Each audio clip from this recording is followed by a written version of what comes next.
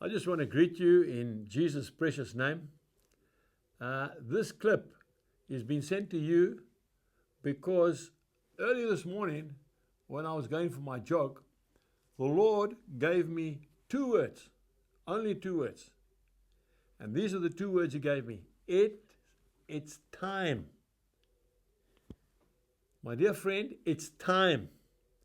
We really need to get together. Now, I'm responding also to the clip that I got from that gentleman that sent it out yesterday, and I want to respond to his clip. He said, Angus, we're waiting for you. And I'm honored. I'm honored to represent Jesus Christ. I'm just an ordinary person like you watching this clip at the moment. What I want to share with you, if you look at the book of Esther, chapter 4 and verse 14, it's the story when Mordecai came to Esther and said to Esther, you must go to the king and tell the king that Haman is going to eliminate the Jewish nation. And if you don't go, God will use somebody else, but you and your family will perish. Verse 14, if you remain completely silent at this time, relief and deliverance will arise for the Jews from another place, but you and your father's house will perish. Yet, who knows whether you have come to the kingdom for a time such as this? My dear friend, I appeal to you now. We really need to, as Christians, stand up in South Africa. We have got to stand up and be counted. I'm talking about white South Africans, black South Africans, colored South Africans, and Indian South Africans. I am saying to you that God is calling us to draw a line in the sand and say, devil, no further than this. I'm addressing the horrific murders that are taking place, not only amongst white farmers, but amongst black farmers, amongst black citizens, white citizens.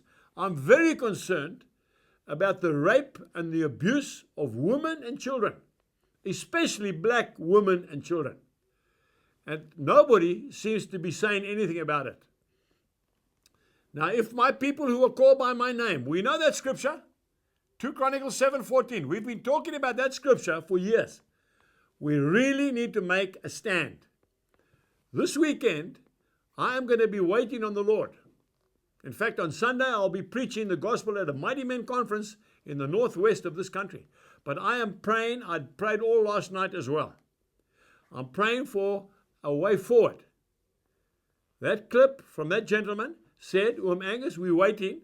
Right. Well, I'm also waiting on the Lord. I will tell you on Monday exactly what we're going to do. And it's going to happen very swiftly.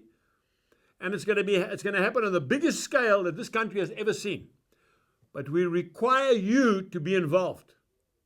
If you remember what he said in his clip, there's no good going to your house and praying with your family. We need to come together as a nation.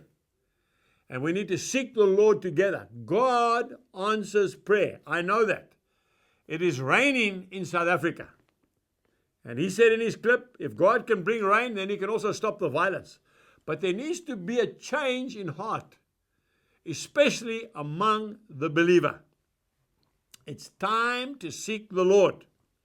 You and I need to put our shoulder to the wheel, and we really need to believe God for a miracle. Otherwise, there is no point in going on. And I want to say this to you, and not as a prophet of doom and gloom, but I do want to say it as a servant of the Lord. If we do not stand up this time, and we do not come against the powers of darkness through prayer, and I'm talking about collective prayer, we are going to reap the whirlwind. It's already on the 11th hour. I'm telling you right now, my dear friend, only Jesus Christ can save this nation. And He will save it if His people call upon Him. So on Monday, you will hear from us on Facebook and all the social media that is available to you of the way forward. I am so excited. I want to be honest with you. I am quite challenged, to put it mildly, because I know that God's going to do something, but it's going to cost us, all of us, every single one of us. I'm talking about farmers. I'm talking about workers.